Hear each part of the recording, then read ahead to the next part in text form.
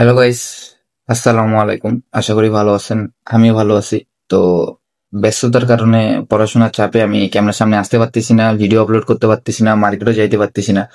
তো হঠাৎ আজকে কেন আসলাম? গতকালকে রাতে আমি একটা ইনভয়েস পোস্ট করছিলাম যে পরবর্তী এরপর থেকে আমার কাছ থেকে যারা ফোন কিনবে তারা হচ্ছে এরকম একটা মেমো পাবে।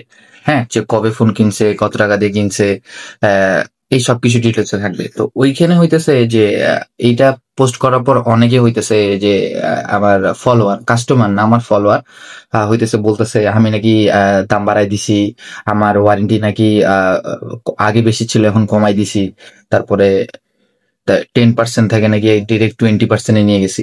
তো ফার্স্ট কথা হইতেছে আমার আগের 3 দিনের রিপ্লেসমেন্ট গ্যারান্টি ছিল, সেটা আমি করছি 5 দিন। তো ভাই আমি ওরকম ভাউতাবাজি করি না যে হইতেছে যে দোকানে বলে যে 1 বছরের সার্ভিস ওয়ারেন্টি ফ্রি। ভাই সার্ভিস ওয়ারেন্টি মানে কি বোঝায়? সার্ভিস ওয়ারেন্টি মানে এটাই বোঝায় যে আপনার ফোনে কোনো সমস্যা হয়েছে সেই ফোনটা ওদের কাছে নিয়ে যাবেন, পার্টসের বিল আপনাদেরকে দিতে লাগবে, কিন্তু কথা হচ্ছে সার্ভিস চার্জটা নিবে না। একটা ফোনের সার্ভিস চার্জ কত হয়? তো সেক্ষেত্রে আমি সিম্পল ভাবে বলি, মনে করেন আপনার ফোনে একটা ডিসপ্লে ভাঙে গেছে, তো সেক্ষেত্রে আপনি সেটা সার্ভিস করতে নিয়ে গেছেন, সার্ভিস চার্জ ফ্রি।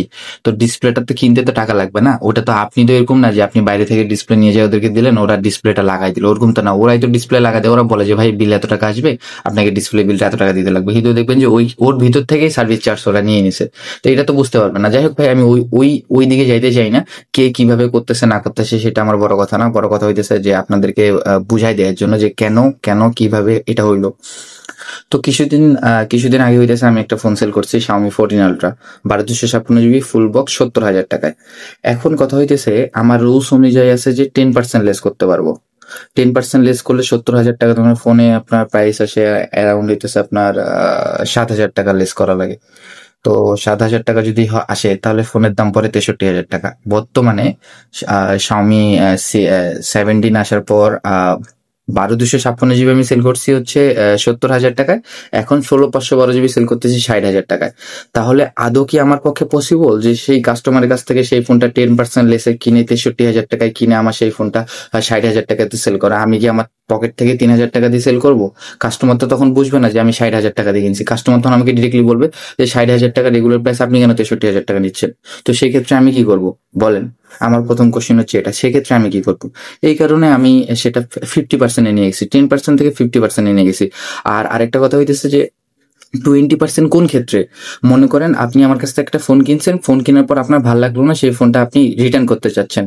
তো সেক্ষেত্রে হইতেছে আপনার ফোন ভাল লাগতেছে না, আপনি রিটার্ন করলেন, সেক্ষেত্রে কি আমি কি 10% লেস করবো বা 50% লেস করবো? সমস্যা আপনার, আপনি হচ্ছে সেই ফোনটা রিটার্ন করতে চাচ্ছেন। তো সেক্ষেত্রে আমি এই জন্য 20% করছি। আপনি যদি আমার কাছে এক্সচেঞ্জ করতেন তাহলে আমি 50% করতাম। আপনি তো আমার কাছ থেকে এক্সচেঞ্জ করেননি, জাস্ট হইতেছে আপনি আমার কাছ থেকে রিটার্ন করতে যাচ্ছেন। তো সেক্ষেত্রে আমি এই প্রবলেমটা ফেস করছি। আমাকে অনেক কাস্টমার নক করছে, দুইটা কাস্টমার সাথে এরকম হয়েছে যে আমাকে কেনার আগে আমাকে বলছে যে ভাইয়া যদি ফোন পছন্দ না হয় তাহলে কিন্তু আমি ফেরত দেবো। তো সেই সময় তো আমি বুঝিনি যে ওদের ওদের চিন্তা ভাবনা ছিল এরকম যে ওরা ফোনটা ইউজ করে দেখবে যে ভালো কি চলতেছে কি চলতেছে না, দেন।